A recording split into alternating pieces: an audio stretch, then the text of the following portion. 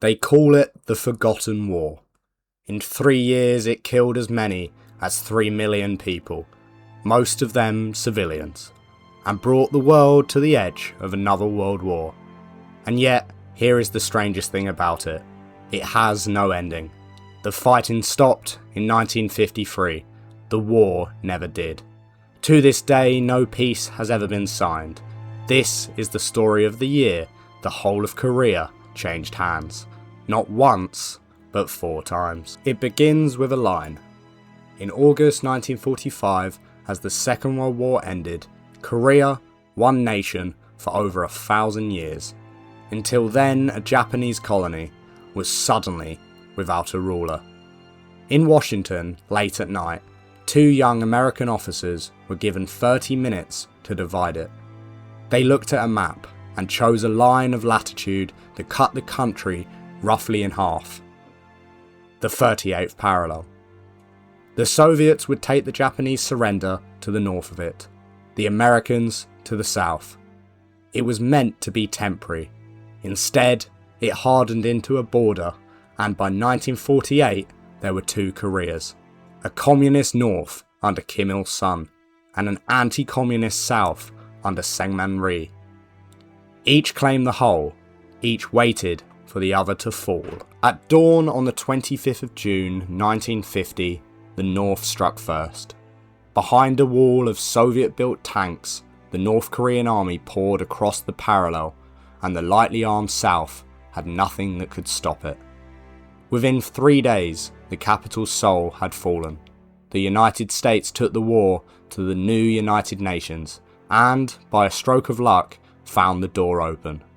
The Soviet Union was boycotting the Security Council, and so was not there to veto. For the first time, the world's nations voted to go to war together under a single American commander, General Douglas MacArthur. But help would come slowly, and the defenders fell back and back and back. By August, there was almost nowhere left to fall. The Americans and South Koreans were pinned into the far southeastern corner of the peninsula, a shrinking box around the port of Pusan, barely 1/10 of the country. Behind a river called the Inchon, they dug in, and they held. The order was simple: stand or die. For 6 weeks, through the furnace of a Korean summer, the line bent, but did not break. Kept alive by a thin stream of men and supplies through the one port still in friendly hands. And while the world watched that desperate corner, MacArthur was preparing the most audacious gamble of the war, 200 miles behind enemy lines. On the 15th of September 1950, it came, at Inchon, on the opposite coast. The tide rises and falls by 10 metres, so far that, for most of the day, the harbour is a sea of mud. Almost every expert called the landing there impossible. MacArthur chose it for exactly that reason, because the enemy would never expect it. In a matter of hours, US Marines were ashore and driving inland. The gamble worked. Within days they had retaken Seoul and cut the North Korean army clean in 2. Trapped between the force at Inchon and the troops breaking out of the Pusan, the invasion that had so nearly won the war collapsed. Its survivors streamed back towards the 38th parallel, and now it was the South's turn to give chase. And here the war's great question was asked: stop at the 38th parallel or finish it? The enemy was broken. Reunification under the West seemed within reach, so the UN forces crossed the old line and pushed north. On the 19th of October, they took Pyongyang, the northern capital, the only time in the entire war that an enemy capital would fall, and they drove on, towards the Yalu River, the border with China. From across the river, China had sent a warning: come no closer. MacArthur was certain it was a bluff. He told his men they would be home by Christmas. He was wrong about everything. They were already there. In secret, by night, hundreds of thousands of Chinese soldiers had crossed the Yalu and slipped into frozen mountains. Invisible and waiting. Officially, they were not even an army. China called them volunteers, a fiction that let it fight the Americans without ever declaring war. In late November, they sprung the trap. High in the northeast, around a frozen lake, the Americans knew by its Japanese name, the Chosin Reservoir. The 1st Marine Division, perhaps 15,000 men, found itself surrounded by an entire Chinese army. In a cold that fell to nearly 40 degrees below zero, rifles froze. So did the wounded.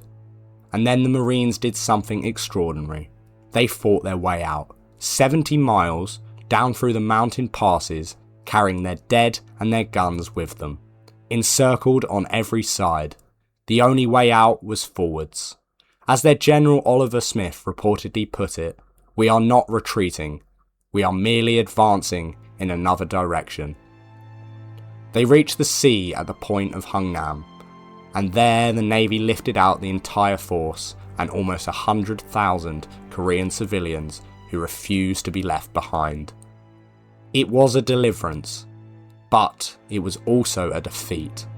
The whole front was now collapsing southwards once more. For the second time in 6 months, Seoul fell, this time to the Chinese. In January 1951, the 3rd time the city had changed hands in a year, it would change hands once more that spring.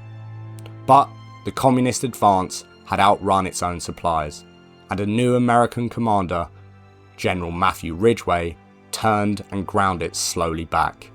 By the spring, the front had crawled to a halt, almost exactly where the war had begun, near the 38th parallel. In Washington, MacArthur, now demanding to carry the war into China itself, even raising the atomic bomb, was sacked by the president for it. The age of total victory was over. What followed was 2 more years of brutal static war, of trenches and shattered hills, with names like Heartbreak Ridge. While diplomats argued across a table at Panmunjom, at last, on the 27th of July 1953, they signed not a peace, but an armistice. A ceasefire, and the new line was not the 38th parallel after all, but a jagged front where the armies had finally stopped. That line is still there, more than 70 years later. The demilitarized zone remains the most heavily guarded border on Earth, and the 2 Koreas remain, in law, still at war. No peace treaty was ever signed. The armistice of 1953 only paused the fighting. As many as 3 million people had died, most of them Korean civilians, for a border that ended up almost exactly where it started. We call it the Forgotten War, but look at the peninsula today, the world's last Cold War frontier, frozen at the very spot where the guns fell silent. And you understand the truth of it. It was never really forgotten, it just never ended.